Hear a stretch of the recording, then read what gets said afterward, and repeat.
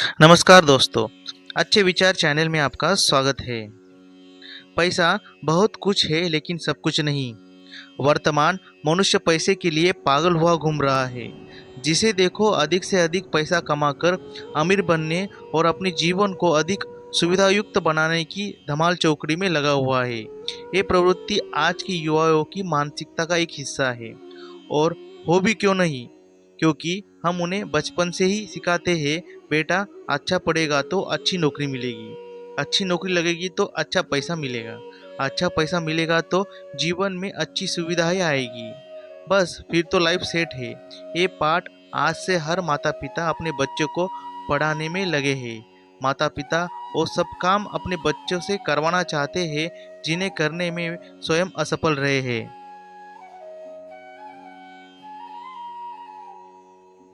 महाभारत की एक घटना याद आती है।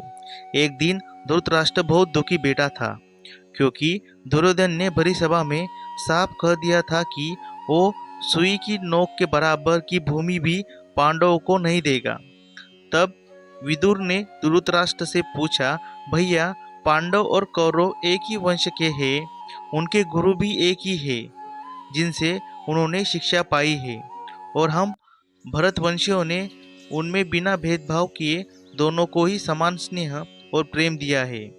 फिर भी पांडव इतने विनम्र और सदाचारी, जबकि दुर्योधन इतना अहंकारी और क्रोधी है। ऐसा क्यों है?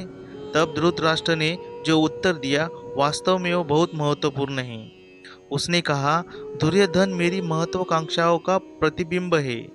जो मैं अपने जीवन में हासिल नहीं कर पाया, वो मैं हमेशा दुर्योधन से प्राप्त करवाना चाहता था।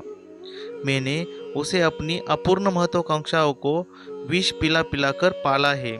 आज के माता पिता की स्थिति भी यही है। मनुष्य धन संग्रह के लिए रोज नई नई तिकड़म लगाता रहता है, जिसमें उसके जीवन का एक बड़ा भाग खो जाता है। पैसे के लिए वो अपने परिवार और रिश्तेदारों से कटता चला जाता है। उसे मालूम ही नहीं पड़ता कि समय कैसे निकल गया। इसका मतलब ये बिल्कुल भी नहीं है कि पैसे का संग्रह नहीं किया जाए। पैसे का संग्रह किया जाना चाहिए, लेकिन जरूरत से ज़्यादा किसी भी वस्तु का संग्रह दुखदायी होता है। एक समय था जब एक कमाता था और 10 खाते थे, मोटा कपड़ा पहनते थे और सब बड़े ही प्रेम भाव के जीवन जीते थे। हाँ, घर में सुविधाओं की वस्तुओं का अभाव था, लेकिन मानसिक शांति थी। छिन पचट जैसी मानसिकता के कुछ ही उदाहरण मिलते थे। पिता के बाद परिवार में बड़े भाई को बाप के समान दर्जा दिया जाता था, और भाभी माँ की भूमिका अदा करती थी। माँ भूखी सो जाती थी लेकिन अपने बच्चों को रोटी खिलाती थी।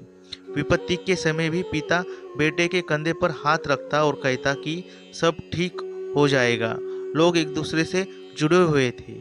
हाँ, पैसा तो इतना नहीं होता था, लेकिन जीवन आसानी से एवं शांति से बसर हो जाता था। पैसे से ही परिवार और व्यक्ति सुखी हो सकता है, यह सत्य नहीं है। इस संसार में ऐसे अनेक मनुष्य थे जिनकी जेब में एक पैसा नहीं था, या कहे जिनकी जेब ही नहीं थी, फिर भी वे धनवान थे, और इतने बड़े धनवान की उनकी समता दूसरा कोई नहीं कर सकता।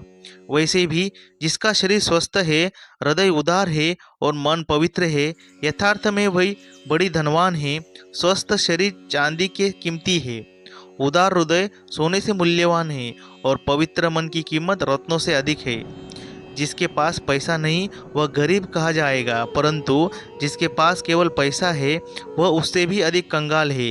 क्या आप समृद्धि और सद्गुण को धन नहीं मानते? अष्टावक्र 8 जगह से टेढ़े थे और गरीब थे, पर जब जनक की सभा में जाकर अपने गुणों का परिचय दिया तो राजा उनका शिष्य हो गया। द्रोणाचार्य जब धृतराष्ट्र के राज दरबार में पहुंचे तो उनके शरीर पर कपड़े भी नहीं थे, पर उन्होंने उनके गुणों से राजकुमारों के गुरु का सम्मान पूर्ण पद दिलाया। हम कह सकते हैं कि यदि व्यक्ति पैसे की हाय को छोड़कर अपने जीवन को सादगी एवं सरलता के लिए जिए, तो वो जीवन को मानसिक शांति से साथ ढंग से जी सकता है। आज चहुओर अभाव दिखाई देता है। सारे मत पंथ धर्मशास्त्र ये कहते नहीं थकते कि जीवन में कितना भी धन संपत्ति पुत्र परिवार इकट्ठा कर लो, लेकिन एक दिन खाली हाथ ही जाना पड़ता है। तो क्यों न मैं धन संग्रह की बेकार मजदूरी से दूर होकर ऐसा काम करूं जिसका फल और यश मैं अपने साथ ले जा सकूं। एक बार सोचिएगा जरूर। कृपया चैनल को सब्सक्राइब कीजिए और बेल आइकॉन पर क्लिक कीजिए। धन्यवाद।